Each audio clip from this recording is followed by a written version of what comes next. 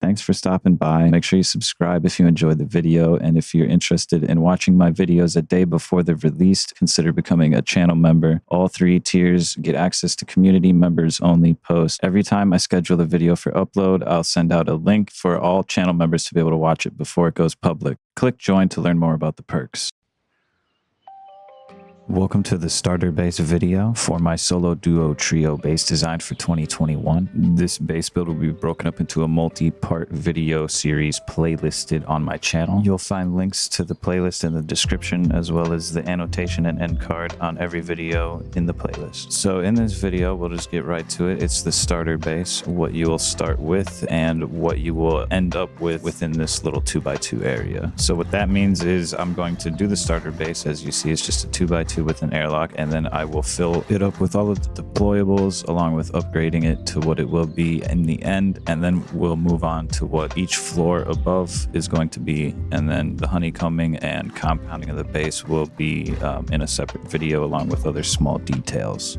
So make sure you check the playlist, link in the description, as well as the annotations, and on the end cards you will also find a link to the playlist. The TC for this base can be placed right here, and if you place the triangle as I did, it should fit right in this corner just like so. You can place it the other way, facing forward if you would like to have an easier time reaching the code lock. I try to place all the doors in this base so that you can walk through it while they are all open, so do keep that in mind when placing your doors. I have them placed correctly to where if they're all open, you can walk right through the whole base. This room right here will be your first loot room. It's where you will store a majority of your loot at the beginning of wipe, so make sure you put your first garage door on the loot room instead of the TC room, because the TC room will have a couple extra doors compared to the loot room. So loot room gets the best doors first, and then TC room gets the second best doors. Because you know, if you find an armored door, just throw that bitch down. Don't even bother learning it. If you get an armored door from anywhere, just throw it down immediately. You can always pick it back up whenever you need to learn it. These shotgun traps are also the first traps I would recommend placing in your base.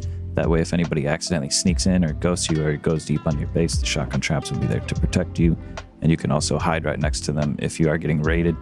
But it's just great base defense. Those are some very good shotgun traps, and I use that type of placement almost in every single base design, to where they wrap around a corner and they're 1 block away from the door that they're aiming at, if that makes any sense. Over here is where your workbenches will go. You can pick them up now if you need to replace your doors.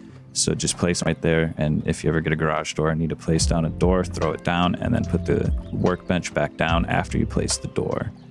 Over here's where your tier 3 will go once you get it. And I don't think you can rotate workbenches anymore. So unfortunately, I don't know if you can still put 2 boxes under. I recorded this before the update where you can't rotate workbenches anymore, so I'm not sure about that. And also, don't forget to always have a barbecue in your base to cook food faster, and some sort of healing station or a chair or a rug so that you can heal without wasting your food. Upgrade your base as soon as possible. As soon as you have enough to upgrade this 1x2 area to sheet metal, go for it. Your furnaces will go right outside of the door of this 1x2. I'll be placing those in a minute for you to see. Make sure that you're allowing yourself space to upgrade your walls. You can do it from the outside. Don't forget, you don't have to do it from the inside. If you're like can't get the foundation on the floor because you got boxes and bags and rugs or whatever, don't forget to do it on the outside before you honeycomb. So I'm upgrading everything to sheet metal because eventually this will be the core of the base, and every door will be an armored door.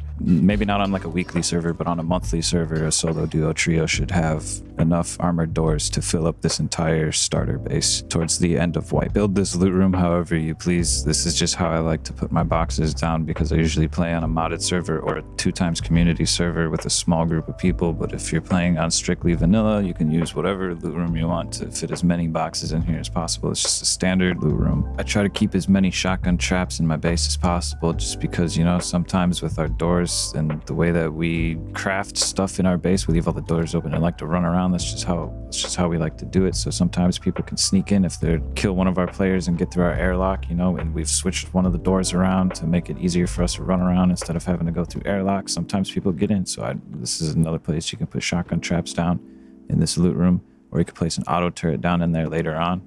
The auto turret is usually what we end up using instead of shotgun traps, because shotgun traps just cost a lot of gears and If you collect airdrops quite often, you'll end up with a lot of auto turrets, and just set up electricity so that they can help protect the core of your base. So I like to put my bags down here, my barbecue down here, a ton of boxes over top of the floor that I end up using as a floor.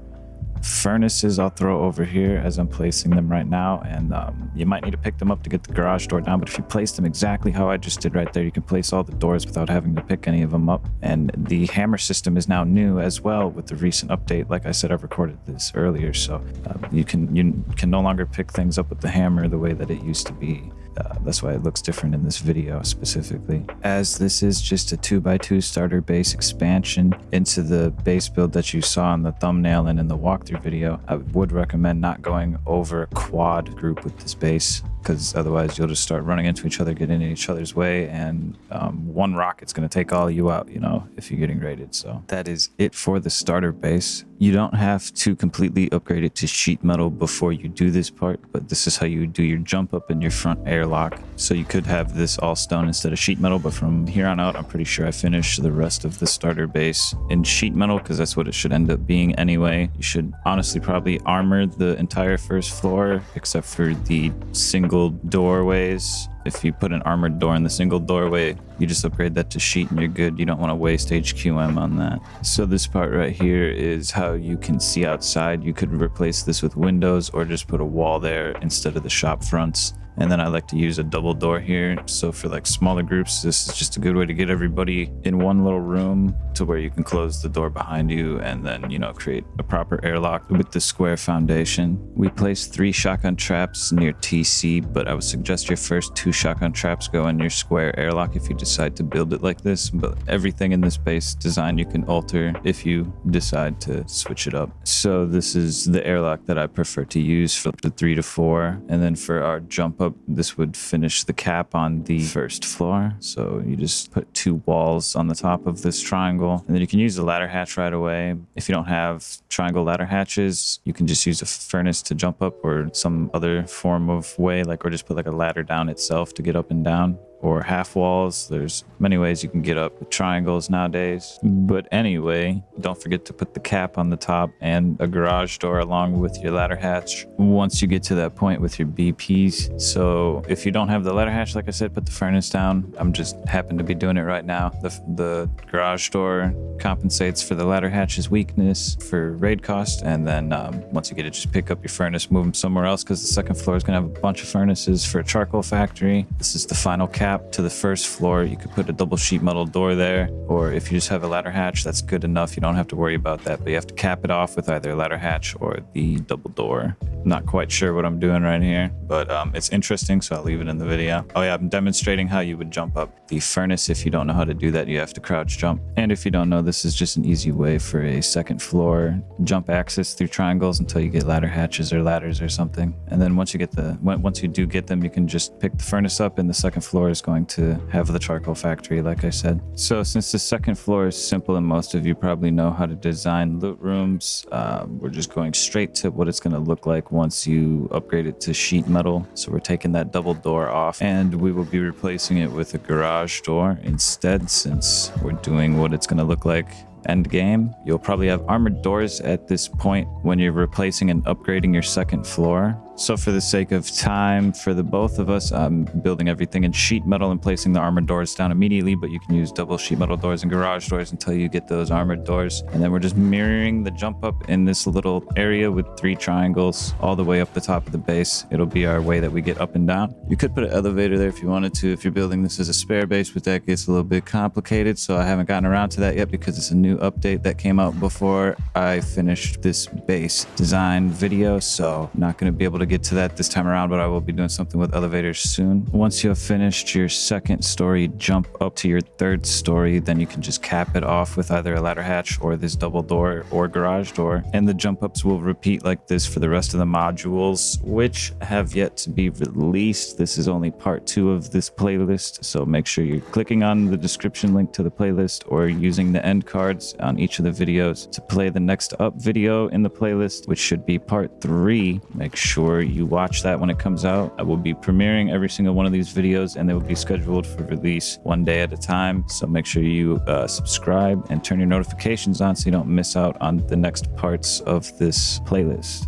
We have now finished our second story, which is our extra loot rooms and our charcoal factory or our smelting area. We are putting our garage doors down as we go once we get them, putting our armored double doors down as we go once we get them. Currently on screen, I'll be showing you how to place the deployables if you don't know how to do it. Otherwise, just do your stereotypical loot rooms that you would usually do. You have an extra 2 up here along with your 3rd downstairs, and then your furnaces will be wrapping around here, or you could place repair benches or research tables up here. It's up to you, whatever you want to put down. This is like the chill zone area where people can AFK, where you're waiting for things to smelt, where you're crafting things. I usually will put my tier 3 workbench over by the jump up so that I can like go between the floors, because the next floor above this, I would usually put the helicopter landing pad area. But here's how you could place furnaces if you need a lot of charcoal, because if you're a raider PvPer, you need a lot of ammo, you need a lot of explosives. This is where you get your charcoal from, is all these furnaces in here. If you don't know, throw some rugs on the ground, maybe take a couple furnaces out and throw a chair down so you can heal and use less food. It's up to you what you want to do with this area, but this is like the little community zone, your second story extra loot.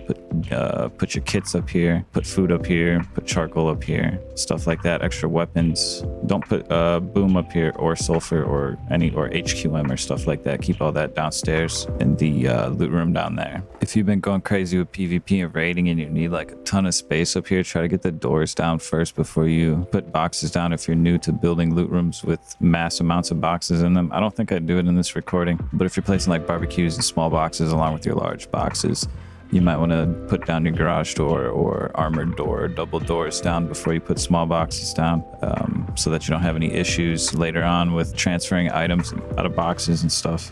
This is the complete first 2 floors of the base, fully upgraded. In part 3, I believe we work on honeycombing and the rest of the floors, along with the helipad coming up soon. Make sure you're checking the end cards and the annotation at the beginning of each video and the description on every video within this playlist so that you don't miss out on any parts of it, because otherwise it could get a little confusing if you miss a part. They'll all be in order from walkthrough to the end, and they'll be coming out one at a time. So if you're watching this the day of upload, the rest of the base build will be releasing shortly. I just have to finish editing everything. Make sure you check the description for Supa's Paradise. My friend opened up a new modded server. If you're looking for a modded server to play on, go check that out. The client.connect is in the description below. Thank you guys for watching. Make sure you finish watching this playlist for this base build, and I'll see you in the next one.